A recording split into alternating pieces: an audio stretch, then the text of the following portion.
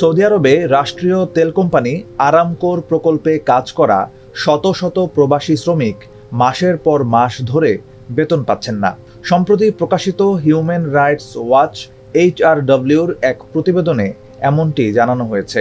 সংস্থাটি বলছে, সিন্দান ইন্টারন্যাশনাল নামে একটি কন্ট্রাক্ট কোম্পানির অধীনে কাজ করা অন্তত 850 জন শ্রমিক 8 মাস পর্যন্ত বেতন না পেয়ে মারাত্মক সংকটে পড়েছেন।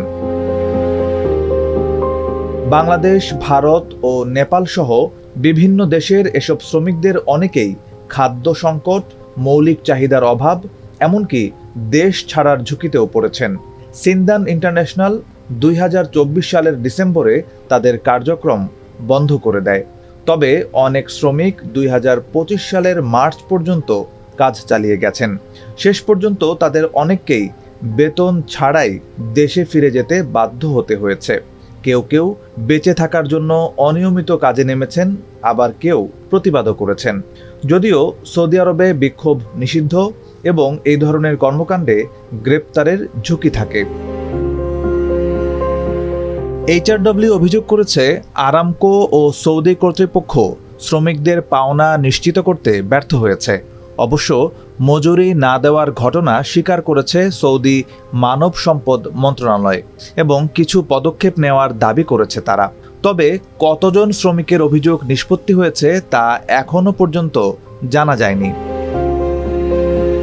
সৌদিতে 2024 সালে চালু হওয়া বেতন বীমা স্কিম প্রবাসীদের কিছুটা সহায়তা দিলেও এতে কঠোর শর্ত রয়েছে এবং ক্ষতিপূরণ সর্বোচ্চ 17,500 সৌদি রিয়াল অর্থাৎ প্রায় 4,663 মার্কিন ডলারে সীমাবদ্ধ।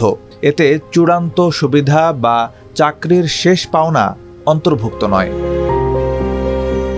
শ্রম অধিকার সংগঠনগুলো বলছে, সৌদি আরবে এখনও ব্যাপক হারে বেতন চুরি চলছে এবং অধিকাংশ শ্রমিক সময়মতো অথবা পূর্ণ ক্ষতিপূরণ পান না। একই সঙ্গে হিউম্যান রাইটস ওয়াচ আন্তর্জাতিক অঙ্গনের অংশীদারদের, বিশেষ করে ফিফাকে আহ্বান জানিয়েছে 2034 সালের বিশ্বকাপ আয়োজন উপলক্ষে সৌদি আরবে যে কর্মযজ্ঞ চলছে সেখানে শ্রম আইন আরও শক্তিশালী করার জন্য চাপ দিতে।